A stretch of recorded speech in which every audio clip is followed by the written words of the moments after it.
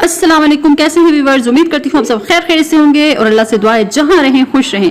जी हाँ, तो आज हम इमरान रियाज के बारे में बात करेंगे। पूरे 4.5 महीने किस तरह इनकी फैमिली ने गुजारे, एक एक दिन गिन के गुजरा और इनकी माँ और बीबी बहुत खुश हैं, भाई भी बहुत खुश हैं। और जी हाँ, लगभग 5:30 बजे सुबह के टाइम सियालकोट पुलिस की गाड़ियां आकर इन्हें घर छोड़कर चली गई।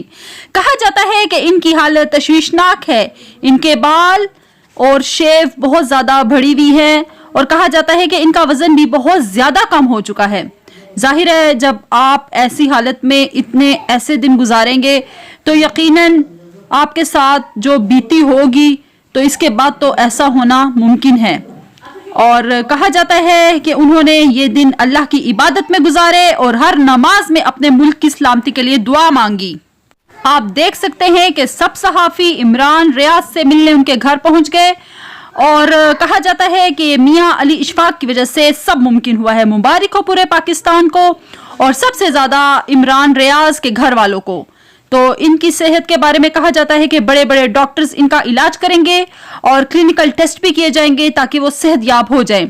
और सेहतयाब होने के बाद जो भी इनसे पहली गुफ्तगू होगी वो सबके सामने होगी। और कहा जाता है कि इमरान रियाज सही तरीके से बोल नहीं सकते।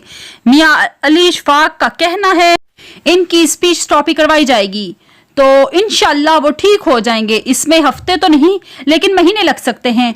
और जो लोग घटिया किस्म के इनके खिलाफ कयासराइयां कर रहे थे कि इमरान रियाज मजीद जिंदा नहीं है और कोई कह रहा था कि वो कोमे की सिचुएशन में है, तो इनका ये सही सलामत घर आना जर्नलिस्ट की जीत है।